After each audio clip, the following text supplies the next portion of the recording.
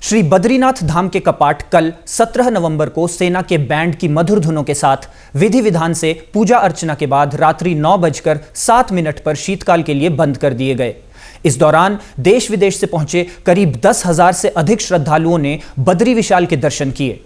मंदिर को गेंदे के फूलों से सजाया गया था। 5 दिनों की पूजा अर्चना के बाद रात्रि 8:10 पर शयन आरती हुई। 9 बजे भगवान बद्रीनाथ और देवी लक्ष्मी को माणा गांव की कुंवारी कन्याओं द्वारा तैयार किया गया घृत कंबल ओढ़ाया गया, जिसे कपाट खुलने के अवसर पर प्रसाद के रूप में श्रद्धालुओं को वितरित किया जाता है। इसके बाद रात 9:07 पर कपाट शीतकाल के लिए बंद कर दिए गए। आज बद्रीनाथ धाम से उद्धव, कुबेर और आदि शंकराचार्य की गद्दी योग ध्यान मंदिर पांडुकेश्वर पहुंचेगी।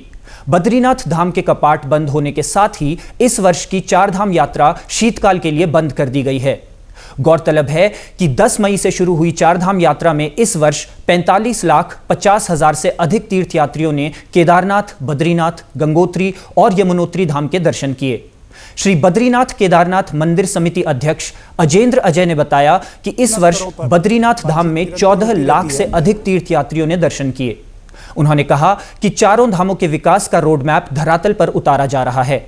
बद्रीनाथ मास्टर प्लान का कार्य प्रगति पर है। आने वाले वर्ष में यात्रा को और अधिक सुगम बनाया जाएगा।